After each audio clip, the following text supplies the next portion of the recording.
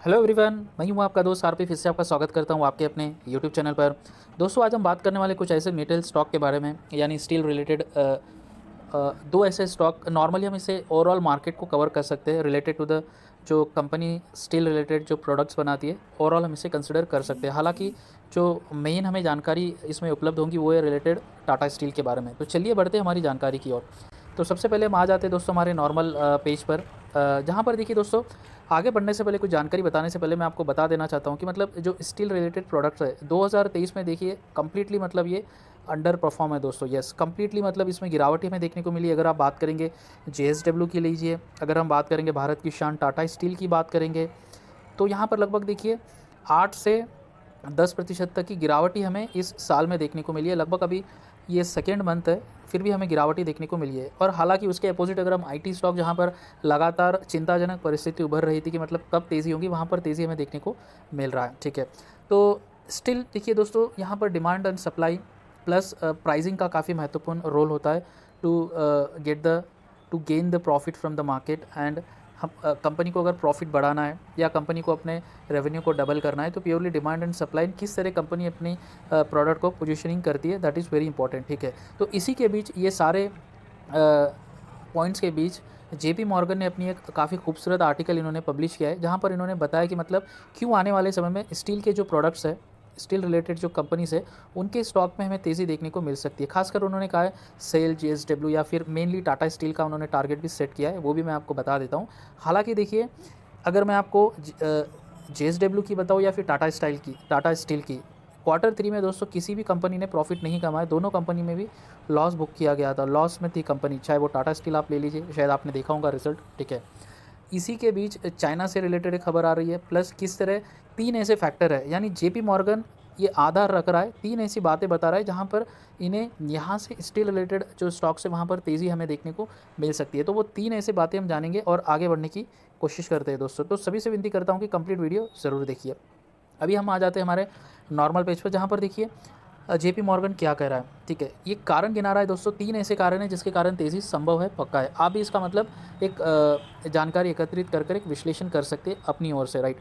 For the Indian steel companies there are 3 factors at play. तो ये बोल रहे हैं कि तीन ऐसे कारण हैं जहाँ पर ये महत्वपूर्ण है for the Indian steel companies. ठीक है, तो फर्स्ट ये क्या कह रहे हैं, regional steel prices which have moved from 575 per ton dollar to $660 पर टन। तो ये कह रहे हैं कि मतलब जो प्राइस है लगभग $100 तक बढ़ा है पर टन। रीजनल सेक्टर की ये बात कर रहे हैं, ठीक है, रीजनल में जो भारत में। एंड ठीक है, and prices are higher in the spot market in the US and Europe. आपको पता है दोस्तों, विश्व का सबसे बड़ा जो प्रोड्यूसर है स्टील का, वो कौन सा देश है? वो है चाइना, हमारा पड़ोसी। और दूसरे नंबर पर हम अभी आ रहे हैं, इंडिया, राइट।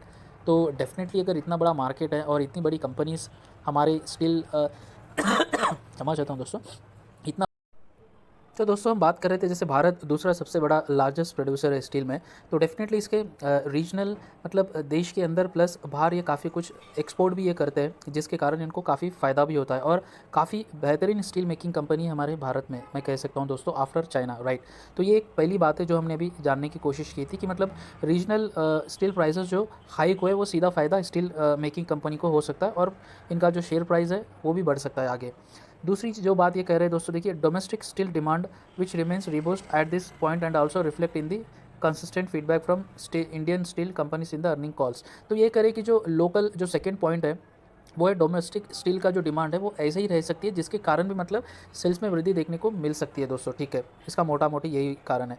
थर्डली ये कह रहे हैं कि with the removal of export taxes the export market has opened up A positive for the steel companies. तो रिसेंटली बजट में जिस तरीके से मतलब एक्सपोर्ट टैक्सेस जो था स्टील प्रोडक्ट को बाहर भेजने के लिए, उसमें काफ़ी कुछ बदलाव हुए जो स्टील मेकिंग कंपनी के फेवर में है, जो काफ़ी पॉजिटिव है। तो जो JP मॉर्गन ये कह रहा है दोस्तों कि मतलब ये जो 3 पॉइंट ये गिना रहा है, ये काफ़ी वैलिड है दोस्तों। यस, टैक्स में जब अगर राहत मिलेंगी एक्सपोर्ट करने में कंपनी, तो दोस्तों जैसा मैंने कहा कि मतलब ये तीन फैक्टर जो काफ़ी फ़ायदेमंद होने वाले हैं खासकर इंडियन स्टील कंपनीज़ के लिए, और ये तीन पॉइंट भी काफ़ी महत्वपूर्ण है to grow the company for next level. And जो demand, regional price hike plus जो टैक्स का इनको फ़ायदा होगा, ये कंपनी को होगा, जिसके कारण उनके प्रॉफिट बढ़ेंगे, उनका ओवरऑल रेवेन्यू बढ़ेगा, तो ये शेयर धारकों को भी लाभ की सिचुएशन आने वाले समय में देखने को मिल सकती है। ठीक है, ये 3 पॉइंट है दोस्तों जो जेपी मॉर्गन के द्वारा एक आर्टिकल में बताई गई है। ऐसे तो काफ़ी कुछ जानकारी उन्होंने कवर किया है, मैं महत्वपूर्ण जानकारी आपके सामने रख रहा हूँ।